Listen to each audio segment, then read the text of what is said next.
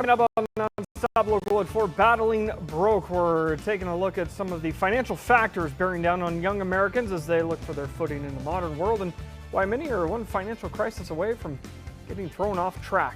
And a signature on the Epstein files yet to come down from President Donald Trump. We're following that major story as it develops through the night. And the Yakima City Council is under pressure to make budget cuts after a levy failed to pass earlier this month. The services that may be at risk. Straight ahead as NonStop Local at 4 starts right now. Corey Howard and Leslie Lowe, bringing you the content that connects our community. You're watching NonStop Local News at 4. And we are just 36 days away from Christmas, meaning we're in peak season for spending, and projections are, despite all the talk about how much more expensive things are, economists project the holiday season will see more than 7% more money spent than last year. Good afternoon. Thanks for joining us here at 4 o'clock. And while those projections show more will be spent, the bulk of those dollars are anticipated to come from those making more than $100,000 annually. For younger shoppers and those in the lower or middle income range, spending will be more targeted. And as NonStop Local's Ainsley Anderson explains, the sales we see in the weeks ahead are likely being adjusted to factor that in. With the holiday season starting next week, for many, shopping is top of mind. But one retail holiday shopping study shows that retailers, well, they might be taking the rising cost of living into account. The study from Simon Kucher says retailers can expect the average household to spend $1,223 this year. That's a 7.4% increase compared to last year's holiday shopping season. But that doesn't mean everyone is spending more. This increase is being driven primarily by households making $100,000 or more. As for middle and lower income households, they plan on being more particular with their spending habits this year, which is what retailers are planning for. What you're talking about is what economists are calling a K-shaped recovery. So this was a term that we coined after COVID. And so your lower income households are feeling the pressure of increased food prices. They are feeling the pressure of higher rents, higher insurance rates, all of those factors. And so we know they're cutting back. So depending on what type of retail you are in, you will see a vastly different response. The change in spending patterns suggests retailers are utilizing sales and specials a little more selectively. The study also found that holiday shoppers are spreading out their purchases as opposed to getting it all done in one go, meaning Black Friday and Cyber Monday could be seeing fewer overall products being sold. And for some, there will be no holiday shopping this year, with 19% in the study saying they don't plan on participating in holiday shopping at all. Reporting in Spokane, I'm Ainsley Anderson, NonStop Local. Yeah, maybe dialing it back a bit this year, but that's neither here nor there. Let's go over to Leslie in the Weather Center for a look at the weather, where in 6 minutes, the sun's setting. The sun's setting at 4:09 today. So I hope you had a chance to get outside and enjoy it. I didn't either. But it looked like it was nice from a car window. Yeah, it looks nice. It looks nice. All right, let's get a look at that weather forecast on your Wednesday. We did see some sunshine today. Very welcome at this point. This, again, live look over Spokane. We got a few clouds in the back shot there. Temperatures currently sitting at 44 in Spokane, 43 degrees right now in Coeur d'Alene. We've got low to mid 40s from Brewster down through Ritzville. A little bit warmer for our friends in Moses Lake in the Tri-Cities, upper 40s, and then 46 currently for Lewiston and for Orofino. As far as winds go, we've seen some winds through parts of central Washington and the Palouse and LC Valley. Those have currently died down. Our strongest winds are 5, maybe 10 miles per hour. Ridge of high pressure in place, but that means we've got clear skies expected as we head into the overnight hours tonight. With the clear skies, we're looking for patchy fog as well as some freezing fog as we head into early tomorrow morning. Overnight lows tonight dipping down into the mid 20s for Colville. We've got low 30s. In fact, below freezing for Spokane, 33 in Coeur d'Alene, and then we have got low to mid 30s back into central Washington. Corey, when I see you back here in just a few minutes, we've got a nice little break in the weather pattern. However, we're going to ramp things back up again, and we've got a cold turn on the way as well. Sounds good. Thank you, Leslie. Live look at the White House now, where the Congress passed bill to release the Epstein files is expected to land on President Trump's desk after flying through the House and then the Senate yesterday.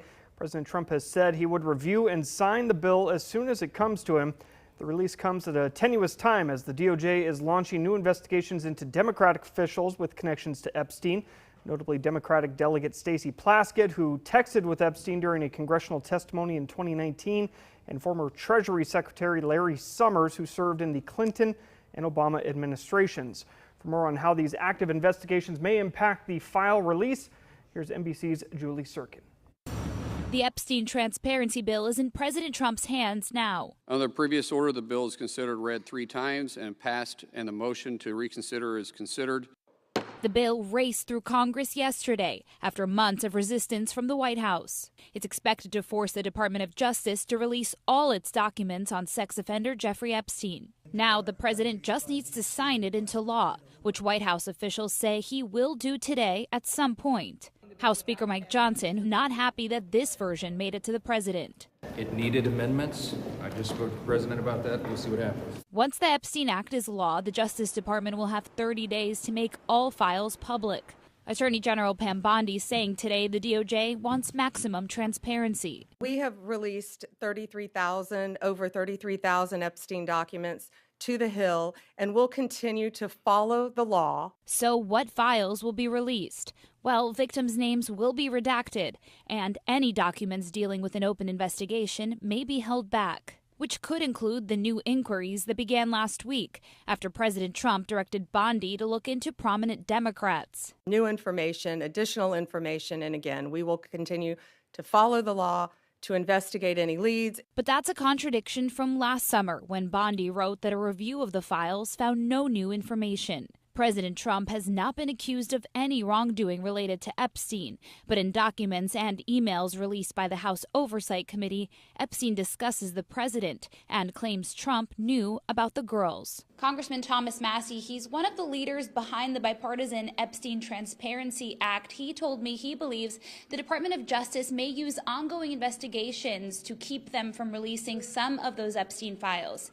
In Washington, Julie Sirkin, NBC News. Out of Yakima, some community members are getting concerned about the future of certain city amenities. An announcement on budget cuts was expected but did not come at Monday's city council meeting after a levy failed in the general election earlier this month. Many spoke out at fears of the permanent closure of the Lions Pool. Also potentially at risk are the Herman Senior Center and possible cuts to fire and police services. Police Chief Sean Boyle says that while he hoped to have more funding for officers and the city, he understands where things stand right now.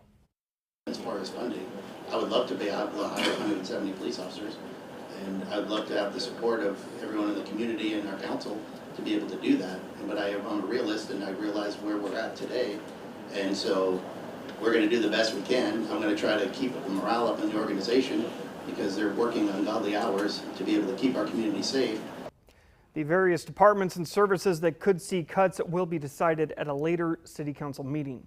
In Richland, the Bateman Island Causeway is permanently closing as soon as next month. The Army Corps of Engineers tells us that the walkway that connects the island to the Columbia Park Trail sits on top of a popular salmon migration path. Salmon moving from the Yakima River into the Columbia are also susceptible to algae blooms and predatory fish that live near the area. The health of the salmon in the area, which are a very culturally significant fish, will improve. And overall, we feel that this whole stretch of trail here along the Columbia River will greatly benefit from this removal. The $1.2 million project means the island will no longer be accessible by foot, but the Army Corps says that preserving the long-term health of the river is their priority. Crews have torn down a large office building at the Hanford site that supported the former Fast Flux Test Facility, a nuclear research and test reactor. The 37,000 square foot 4710 building had office space for managers, engineers, and other staff while the plant was active, and is one of several administrative buildings removed this year. The reactor that 4710 ran was shut down in 1993. It was deactivated in 2009, and the reactor was placed in long-term storage shortly thereafter. All right, still to come this afternoon on NonStop Local at 4. We're taking a trip to the top of the world for a couple of reasons. One, Santa's mailbox is now open, but two, perhaps most importantly, we're going to try to feel better about our current situation as it relates to the sun and what time it sets. Because, Leslie, I'm just not digging the darkness at all. But what I am digging is NonStop Local at 4 is filmed before a live studio audience today. Yes, it is. In fact, take a look at our friends right now. Their Deer Park slow pitch softball team made it to the playoffs. Congratulations, you guys. Keep waving. Say hi, Mom. Hi, Dad. Grandma, Grandpa, everybody. Thanks for being here today. All right, gang, we're going to take a full look at that weather forecast. We'll see you back here right after the break.